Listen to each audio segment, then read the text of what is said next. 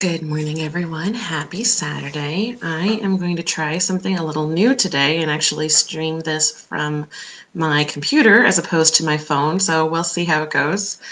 And just like that, I have to start over. So good morning. Working on trying something new and streaming this from my computer rather than my phone. So I'm still getting used to the interface, but just bear with me. I want to talk today about how encouraging others actually helps us too. In our society, it is very easy, very natural to be focused on ourselves, what we need, what we're feeling, what we have, or even what we lack. Everything reminds us to practice self-care or self-love, and a certain amount of that is necessary because we can't love others well if we don't love ourselves.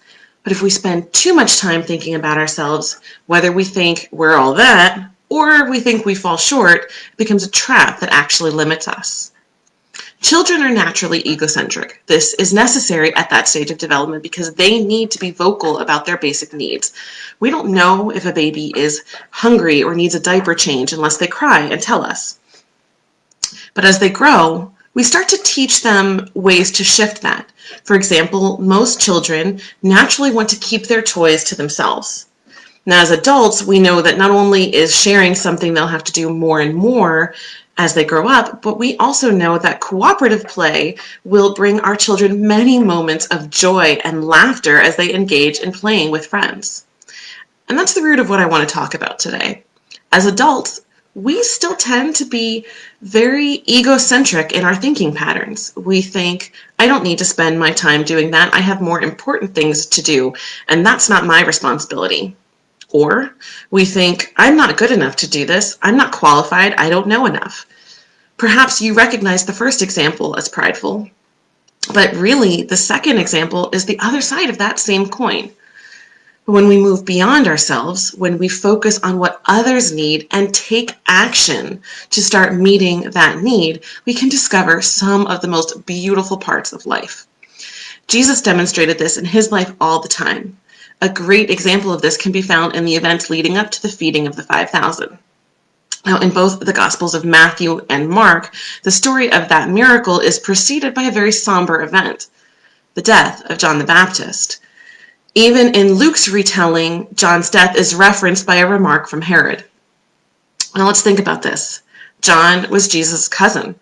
And John had cleared the way for Jesus' ministry as he called for people to repent. John had even baptized Jesus at the beginning of his earthly ministry. And here's what Matthew 14 has to say in verses 13 to 14. When Jesus heard about John, he withdrew in a boat to a deserted place by himself. When the crowds learned this, they followed him on foot from the cities. When Jesus arrived and saw a large crowd, he had compassion for them and healed those who were sick. Jesus was mourning.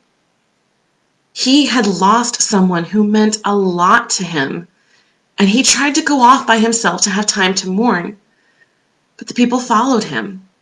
Now, let's remember, Jesus is more than able to command them to go away and leave him alone, or even to change course and go a different way himself. He could walk on water. He passed through crowds that wanted to hurt him. He was more than capable of getting away from these people if he wanted to. But Mark's account tells us why he doesn't do this in chapter 6, verse 34. When Jesus arrived and saw a large crowd, he had compassion on them because they were like sheep without a shepherd. Then he began to teach them many things. Jesus didn't focus on himself or the way he was feeling. There would be another time for that, as we know that he did withdraw by himself many times in his ministry. But at this moment, even when he was grieving, he looked up and recognized that these people needed him. So he taught them. And he healed them. And when the day was winding down and there was no food because he was in a deserted place and all these people had come to him there, he miraculously turned a couple loaves and some fishes into a feast that fed over 5,000 men and many more women and children. When Jesus set aside his own needs for that moment and focused on one of the reasons he came to earth, which was to heal and to teach, he was operating at the fullness of who he was. Jesus was living true to his very nature, and he invites us to do the same. On our calls in the Epic Success Academy, Dr. Shannon Irvin often says to us, shift your I to why, and everything will change.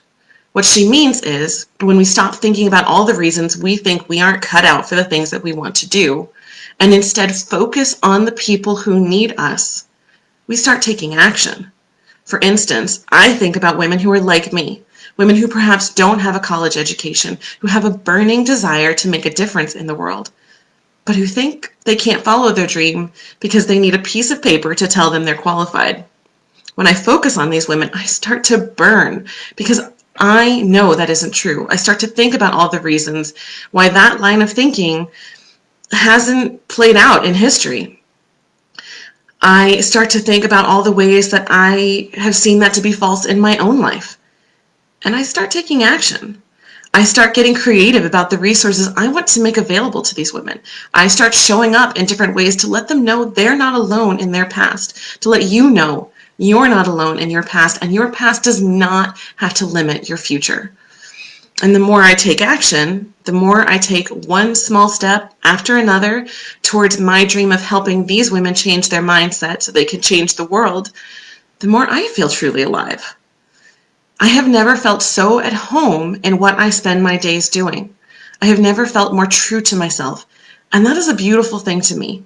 I get to let go of my self-doubt. I get to stop thinking about only myself, and as I do so, I step more fully into the person that God knew I was all along. I truly believe that what I dream of accomplishing, God already sees as done. I have a vision for the future of the women who will be set free from the self-imposed limitations and will go out and change the world.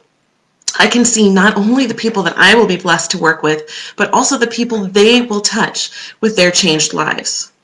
So I ask you today, what dream do you have of making a difference in the world? If you have the dream inside of you, it's because God already knows it is possible.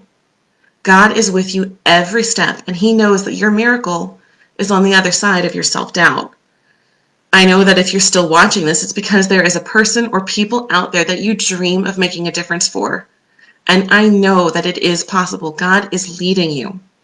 One of my strengths is cutting through the distraction, helping people figure out the next step and the thinking process that will help them take that step. So if you stay where you are right now, who will be impacted? Who do you dream of serving that will never have the opportunity to experience life in the way that you know is possible? What would happen if you focus on encouraging others? If you stop thinking about yourself, all the reasons you think you can't, and instead start thinking about those who need you and all the reasons that you must take action. Psalm 18:19 says, his love broke open the way, and he brought me into a beautiful, broad place. He rescued me because he delights in me. God is waiting to take you into the beautiful, broad place he sees ahead, and the way he will get you there is by focusing on those that you are meant to make a difference for. I'm actually working on a membership group where we can gather together as a community to support each other as we take steps to making a difference in the way that we know the world needs. I have thoughts about resources and training and weekend workshops that might help you take a single step forward and then another. But as I pursue that, I've made a survey to figure out exactly what you need. I don't want to base this on just my thoughts. So I'm going to drop a link to the survey in the comments below this video on Facebook, or it's in the link in my bio on Instagram.